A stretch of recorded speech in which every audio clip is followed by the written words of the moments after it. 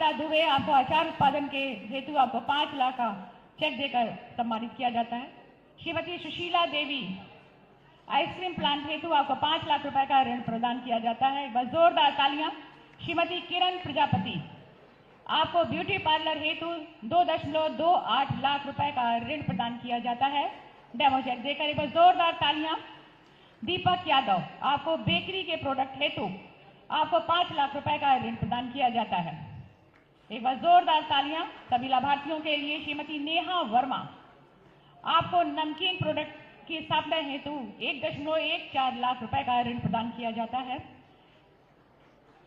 श्रीमती मोनिका मनोज उपाध्याय, आपको beauty parlour हेतु 5 लाख रुपए का ऋण प्रदान किया जाता है। महिला सशक्तिकरण के लिए एक बार जोरदार तालियों के साथ स्वागत। जनपद बहराइच से श्री मोहित, आपको मोबाइल रिपेयरिंग हेतु 5 लाख रुपए का ऋण प्रदान किया जाता है। जनपद बलरामपुर से श्रीमती तनु ओझा, आपको सिलाई सेंटर हेतु 5 लाख रुपए का ऋण प्रदान किया जाता है।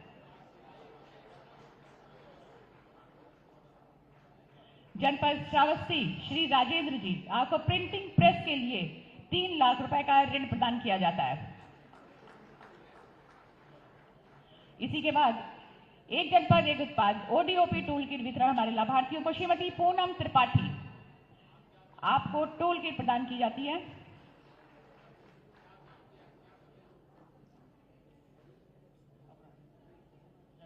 श्रीमती विनीता मिश्रा, आपको भी टूल किट प्रदान की जाती है ओडीओपी की।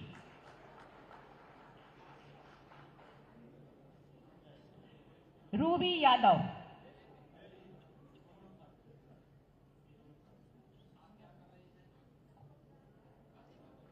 ओडीओपी की आपको टूल किट प्रदान की जाती है। श्रीमती रूबी यादव। इसके पश्चात स्वयं सहायता समूहों को सामुदायिक निवेश निधि आपको 19,78,50,000 रुपए की आपको डेमो चेक देकर प्रदान की जाती है। हमारे स्वयं सहायता दीदियों को श्रीमती सावित्री और श्रीमती मीना दीदी हमारे बीच में एक बार जोरदार तालियों के साथ स्वागत। इसके पश्चात नंदिनी कृषक समृद्धि योजना के अंतर्गत श्रीमती सुनीता शर्मा गोंडा से प्रशस्ति पत्र देकर आपको सम्मानित किया जाता है। नंद बाबा दुर्ग मिशन के अंतर्गत एक बार जोरदार तालियों के साथ अभिनंदन वंदन स्वागत। बहुत सारी बधाइयां शुभकामनाएं महिला लाभार्थियों को और दीदी गहराइयों से आभार प्रकट करते हुए समस्त माननीय गणमान्य अतिथिगणों का। और इसी के पश्चात जैसा कि हम सभी जानते हैं, अपनी मेहनत लगन परिश्रम से वृहत सोच कुशल नेतृत्व के माध्यम से जन जन की कठिनाइयों का सकारात्मक समाधान करने वाले और हमारे वैश्विक पटल पर हमारे उत्तर प्रदेश के गौरव बढ़ाने वाले परम आदरणीय श्रद्धेय यशस्वी माननीय मुख्यमंत्री जी को अपने उस मंडल की तरफ से कोटि कोटि नमन करते हुए, सादर आमंत्रित करते हुए, ससम्मान अनुरोध करते हुए कि अपने प्रेरणादायक संबोधन से हम सभी को अन्वित करें। एक बार जोरदार तालियों के साथ अभिनंदन वंदन स्वागत। जोरदार तालियां। भारत माता की, भारत माता की, भारत माता की। मुख्यमंत्री युवा उद्यमी योजना के अंतर्गत देवीपाटन मंडल के इस युवा उद्यमियों के लिए आयोजित इस विशेष कार्यक्रम में मंच पर उपस्थित प्रदेश सरकार में मंत्रिमंडल के मेरे सहयोगी और प्रभारी मंत्री जनपद गोंडा श्री दारा सिंह चौहान जी, सूक्ष्म लघु मध्यम उद्यम विभाग के मंत्री श्री राकेश सचान जी, माननीय सांसद श्री करण भूषण जी, माननीय विधायकगण श्री रमापति शास्त्री जी, श्री बावन सिंह जी, श्री प्रेम नारायण पांडे जी, विनय कुमार द्विवेदी जी, श्री प्रभात कुमार वर्मा जी, श्री प्रतीक भूषण सिंह जी, श्री अजय कुमार जी, विधान परिषद सदस्य श्री अवधेश सिंह मंजू सिंह जी, जिला पंचायत अध्यक्ष श्री घनश्याम मिश्रा जी, जिलाध्यक्ष भारतीय जनता पार्टी श्री अमर किशोर कश्यप जी, इस देवीपाटन मंडल से आए हुए सभी हमारे युवा उद्यमी बहनों और भाइयों, आज मुझे इस मंडल के नए युवा उद्यमियों के साथ संवाद करने का एक अवसर प्राप्त हो रहा है और उनके आर्थिक स्वावलंबन में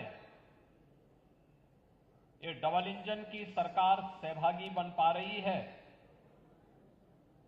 इस अवसर पर आयोजित इस समारोह में मैं आप सभी युवा उद्यमियों का हृदय से स्वागत करता हूं, अभिनंदन करता हूं।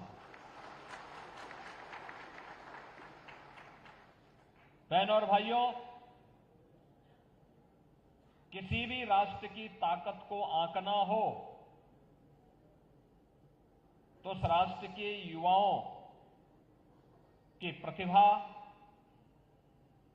उनकी ऊर्जा और उनके अनुशासन से इसको मापा जा सकता है।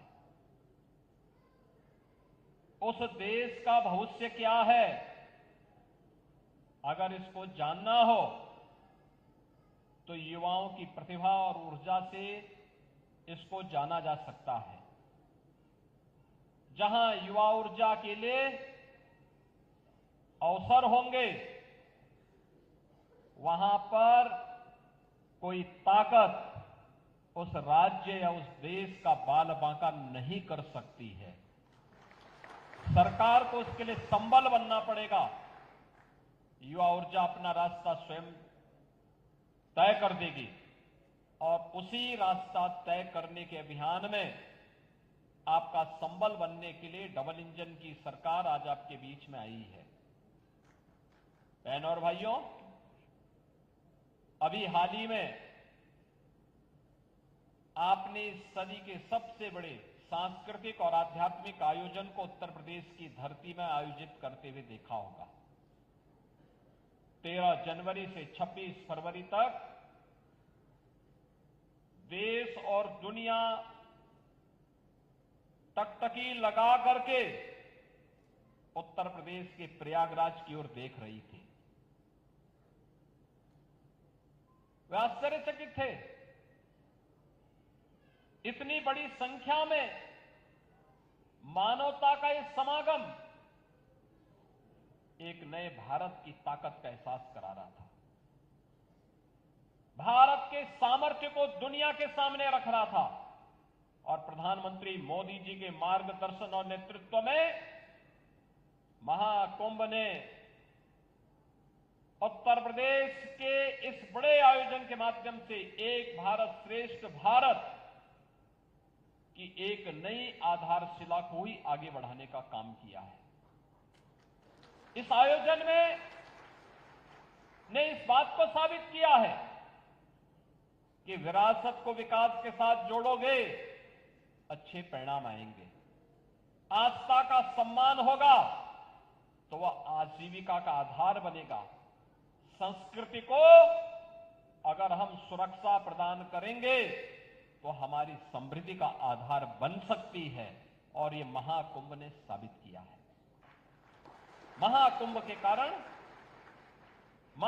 के कारण उत्तर प्रदेश में आस्था और आजीविका के, संस्कृति और समृद्धि के नए नए कॉरिडोर बने। प्रयागराज से मां विंध्यवासिनी धाम और काशी का एक कॉरिडोर, प्रयागराज से अयोध्या होते हुए देवीपाटन हो या गोरखपुर का मार्ग हो, ये दो नया कॉरिडोर, दूसरा कॉरिडोर। प्रयागराज से महर्षि वाल्मीकि की साधना भूमि, संत तुलसीदास जी की जन्मभूमि और चित्रकूट को जोड़ने वाला तीसरा कॉरिडोर।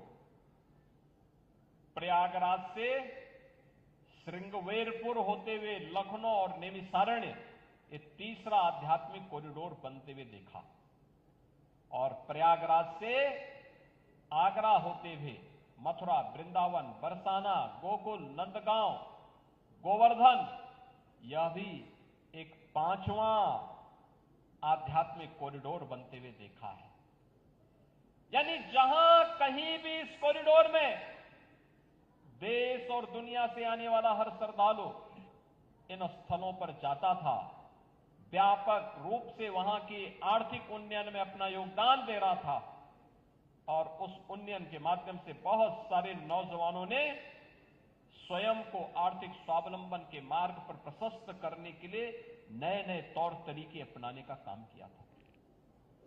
यह युवा ऊर्जा है, इसको अवसर मिलना चाहिए, सरकार को उसका संबल बनना चाहिए। होली का आयोजन उत्तर प्रदेश में बहुत शांतिपूर्ण तरीके से संपन्न हुआ। जो लोग हमारे महाकुंभ को बदनाम कर रहे थे, उनके राज्यों में व्यापक हिंसा हो रही थी, उनसे संभले नहीं संभल पा रहा था, लेकिन उत्तर प्रदेश में शांतिपूर्ण सौहार्दपूर्ण तरीके से पूरा आयोजन संपन्न हुआ। और होली के ठीक पहले डबल इंजन की भारतीय जनता पार्टी की सरकार ने 60,244 युवाओं को उत्तर प्रदेश पुलिस में भर्ती करके उनका परिणाम भी घोषित किया है। आप याद करिए, इस 60,244 में से 12,000 से अधिक केवल बेटियां हैं, 12,000 से अधिक बेटियां भर्ती हुई हैं। यहां पे एक भर्ती में 12,000 बेटियां भर्ती हो जाती हैं। 2017 के पहले जब मैंने उत्तर प्रदेश में पदभार संभाला था और उत्तर प्रदेश पुलिस बल में मैंने पूछा था कि वे कितनी महिलाएं कार्य कर रही हैं, कुल संख्या थी मात्र 10,000। 10,000।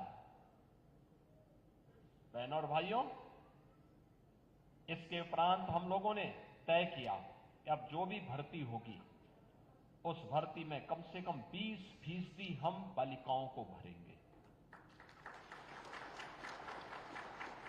1,56,000 भर्ती की प्रक्रिया पहले पूरी कर दी थी, पहले कर दी गई है।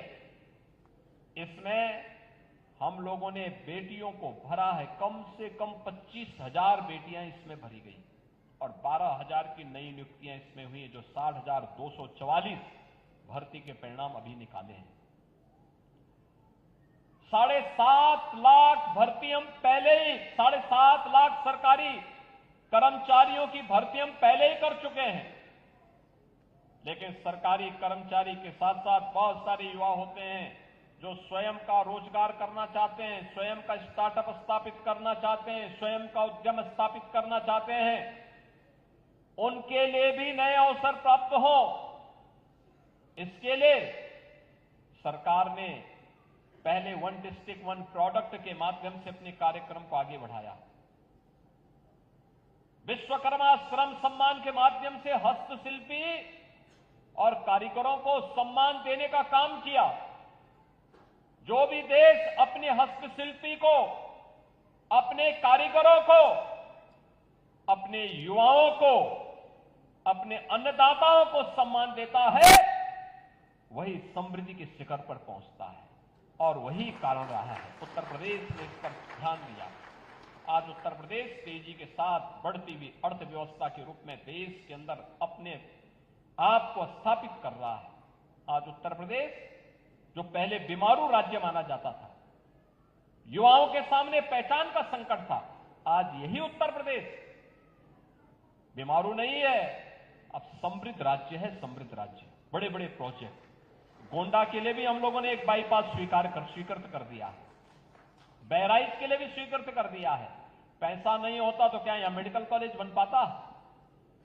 पैसा नहीं होता तो क्या एक एग्रीकल्चर कॉलेज बन पाता?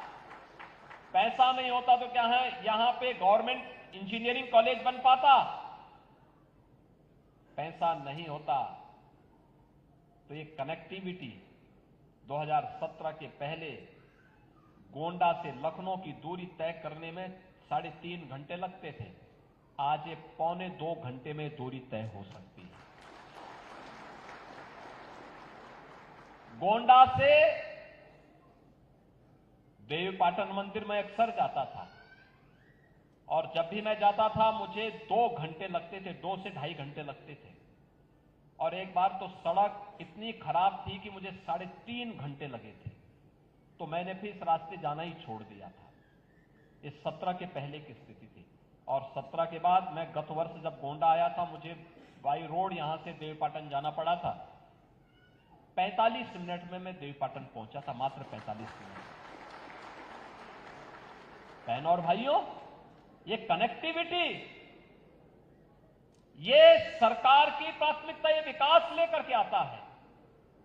उन लोगों को देखा गया जिन लोगों तक कभी विकास नहीं पहुंचा, बिना भेदभाव के उन तक पहुंचाने का काम वो अन्नदाता किसान के लिए प्रधानमंत्री फसल बीमा योजना हो या प्रधानमंत्री किसान सम्मान निधि।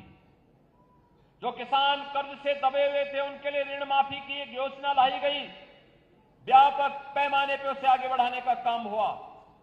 तो युवाओं को नौकरी और रोजगार से जोड़ने के लिए भी अनेक कार्यक्रम बनाए गए।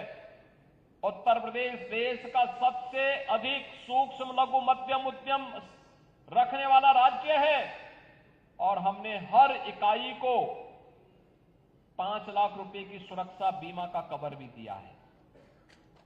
देश के अंदर सर्वाधिक खाद्यान्न उत्पादन वाला राज्य उत्तर प्रदेश है, सर्वाधिक गन्ना उत्पादन करने वाला राज्य उत्तर प्रदेश है, सर्वाधिक इथेनॉल उत्पादन करने वाला राज्य उत्तर प्रदेश है और सर्वाधिक युवा ऊर्जा का राज्य भी उत्तर प्रदेश है। सबसे ज्यादा रोजगार देने वाला राज्य भी उत्तर प्रदेश है। और इसीलिए इस नई स्कीम को लेकर के हम लोग आए हैं। ये स्कीम आज तो एक औपचारिक रूप से इसको प्रारंभ करने के लिए मैं आया हूं। अभी 25, 26, 27 को 3 दिवसीय मेला लगने वाला है हर जिले में। ये जितने बच्चे होंगे और जितने युवा आवेदन करेंगे उन सबको इस स्कीम के साथ जोड़ करके नया उद्यमी बनाएंगे, जनपद को उद्यमिता के क्षेत्र में आगे बढ़ाएंगे, नए रोजगार का सृजन करेंगे। उत्तर प्रदेश के युवा को उत्तर प्रदेश के बाहर नौकरी और रोजगार के लिए भटकना नहीं पड़ेगा, बल्कि उसके जनपद में ही उसको कारोबार मिलेगा। वो स्वयं काम करेगा या अपना उद्यम स्थापित करके आर्थिक स्वावलंबन से अग्रसर होगा और जनपद को भी आगे बढ़ाएगा, प्रदेश को भी आगे बढ़ाएगा। उत्तर प्रदेश को देश के ग्रोथ इंजन के रूप में स्थापित करेगा। और उसी भाव के साथ आज हम सब आपके बीच आए हैं। मुझे बहुत अच्छा लगा। विभाग पहले कह रहा था कैसे होगा, हमने कहा होगा।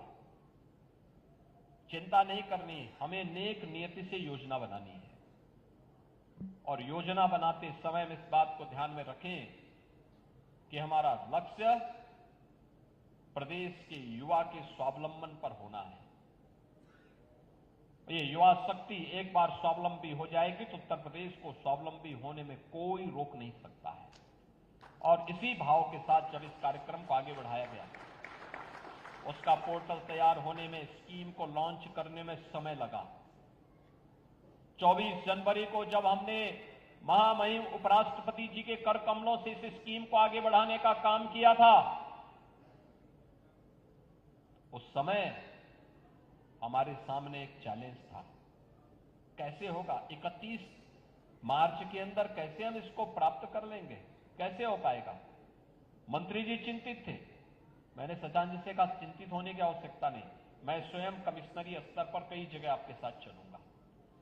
बैंकर्स के साथ हम लोगों ने बैठक की और मुझे अच्छा लगा कि उन्होंने भी नहीं सोचा होगा कि जहां हमें 1 लाख लोगों को 31 मार्च तक इस व्यवस्था के साथ जोड़ना था, अब तक इसमें रजिस्ट्रेशन 3 लाख से अधिक युवाओं ने कर लिया है। 32,700 से अधिक युवाओं के लिए स्वीकृत हो गया है और बाकी 25, 26, 27 में उन युवाओं को भी हम ऋण वितरित करेंगे जिन लोगों ने आवेदन किया है, पात्रता की श्रेणी में आते हैं, उनकी स्क्रीनिंग होने दीजिए।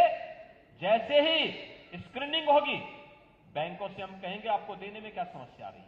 अरे आपको कुछ नहीं, मूलधन और युवा वापस करेगा, उसमें भी मार्जिन मनी में हम लोग व्यवस्था कर रहे हैं, और बाकी ब्याज तो सरकार उपलब्ध करा रही है। ब्याज उपलब्ध कराई सरकार से। और मैं आप सभी युवाओं से यही कहूंगा, जिस कार्य के लिए आप लोन लेना चाहते हैं उसकी ट्रेनिंग ले लें, उसकी जानकारी ले लें, और उसकी जानकारी लेने के बाद जब आप इस क्षेत्र में कार्य करेंगे आपको पता लग जाएगा कि हां, कैसे इन कार्यक्रमों को आगे बढ़ा करके हम लोग व्यवसाय आगे बढ़ा सकते हैं। और जब आप मूलधन वापस कर लेंगे तो इस बार तो 5 लाख तक का लोन आपको मिला है, अगली बार इसी योजना के अंतर्गत आपको 10 लाख रुपए तक का लोन की सुविधा उपलब्ध हो जाएगी। आप एक अच्छे उद्यमी बन जाएंगे। जो कल तक रोजगार मांगने के लिए दर-दर ठोकर खाता था, वह युवा एक उद्यमी बनने की ओर अग्रसर होगा। और याद रखना, कार्य की कमी नहीं, कार्य करने की इच्छा शक्ति के साथ आगे बढ़ने की आवश्यकता है। बहुत सारा फील्ड है। रेडीमेड गारमेंट्स में बहुत अवसर है। दुग्ध समितियों के माध्यम से ढेर सारा रोजगार सृजन किया जा सकता है। सब्जी उत्पादन के क्षेत्र में भी उसकी पैकेजिंग के माध्यम से ढेर सारे रोजगार सृजन किए जा सकते हैं। श्री अन्न के क्षेत्र में नए अवसर उपलब्ध कराए जा सकते हैं। परंपरागत उद्यम को प्रोत्साहित करके नई डिजाइन के साथ सरकार कॉमन सर्विस सेंटर की सुविधा आपके यहां दे रही है। इन सबको आगे बढ़ा करके हम नए रोजगार का सृजन कर सकते हैं। और जो एक नया अवसर आया है उत्तर प्रदेश के लिए कि हम उत्तर प्रदेश को भी देश की नंबर 1 की अर्थव्यवस्था बना सकते हैं। पहले 17 के पहले 7वीं अर्थव्यवस्था होती थी, आज नंबर 2 की है।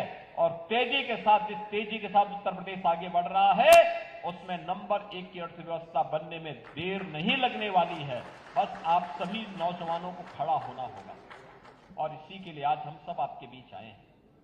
गोंडा के पास आज नए अवसर आए हैं। याद रखना, उत्तर प्रदेश सरकार की पर्यटन नीति के अंतर्गत मुख्यमंत्री पर्यटन संवर्धन स्कीम हर जनपद की, हर विधानसभा क्षेत्र में किसी एक स्थल के सुंदरीकरण की, पर्यटन स्थल के सुंदरीकरण की कार्य योजना को भी सरकार ने आगे बढ़ाया है।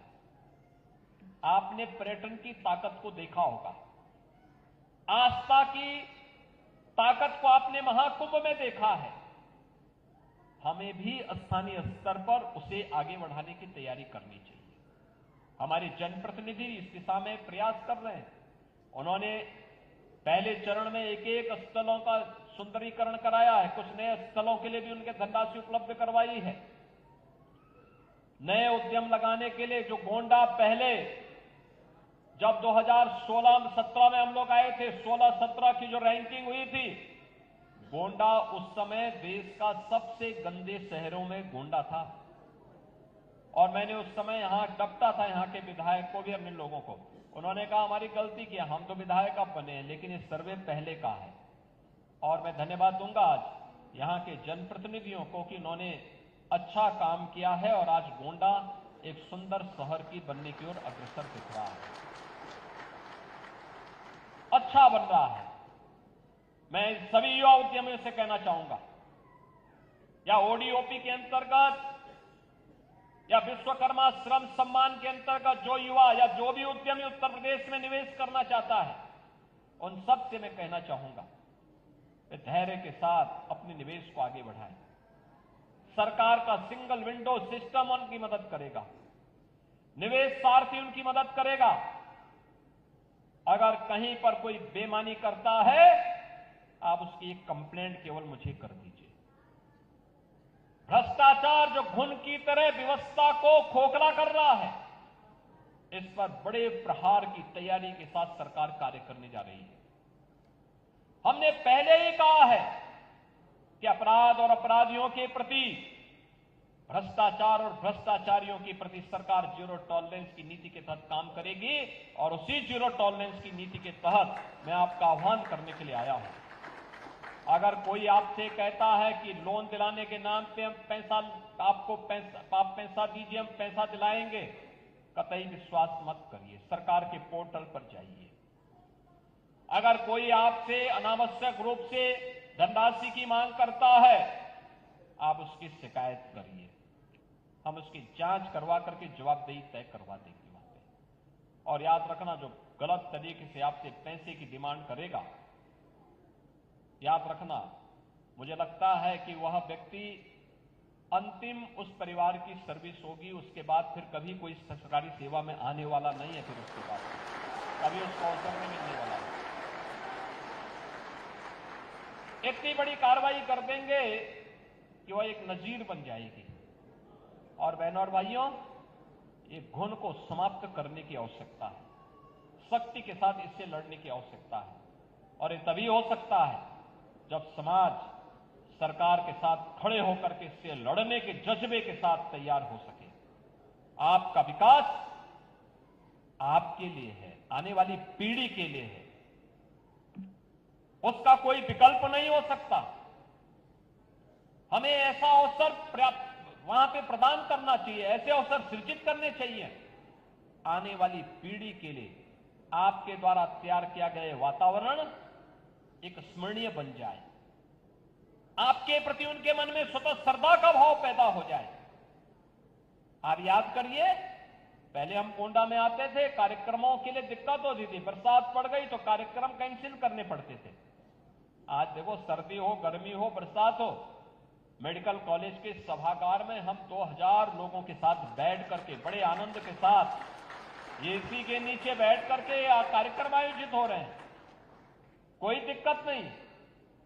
धूप होगी अपनी जगह होगी, बरसात होगी अपनी जगह होती रहेगी, उससे व्यवस्था थोड़े थम जाएगी। प्रकृति का नियम चलायमान रहता है और ऐसे ही जीवन भी चलायमान रहना चाहिए, तभी वह जीवन है। और उस जीवन को चलायमान करने के लिए सरकार के द्वारा जो कदम उठाए गए हैं, उन कदमों के कारण आज ये परिवर्तन आपको देखने को मिल रहा होगा।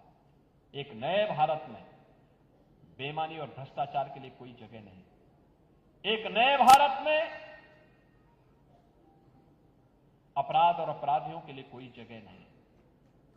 देश की सुरक्षा पर सेंध लगाने वाले लोगों के लिए कोई जगह नहीं। और उस दिश से अगर युवा ताकत खड़ी हो जाए तो फिर प्रधानमंत्री मोदी जी ने विकसित भारत की जिस संकल्पना को अमृत महोत्सव वर्ष के अवसर पर पूरे भारतवासियों को दिया है, उस अमृत महोत्सव वर्ष में विकसित भारत की आधारशिला आप ही युवा बनने वाले हैं। इस विश्वास के साथ आज जिन युवाओं को ये ऋण वितरित हो रहा है, इसमें 1423 युवा हैं यहां पर, जिन्हें आज यहां पर ऋण वितरण का कार्य किया जा रहा है।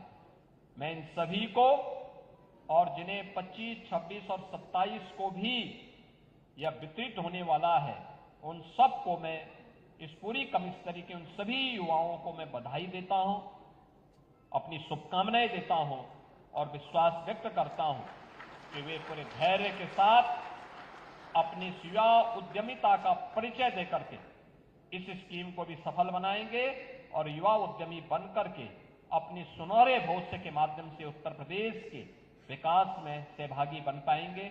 आप सबके प्रति मैं अपनी मंगल में शुभकामनाएं देता हूं। धन्यवाद। जय हिंद। बहुत बहुत धन्यवाद। अपनी प्रेरणा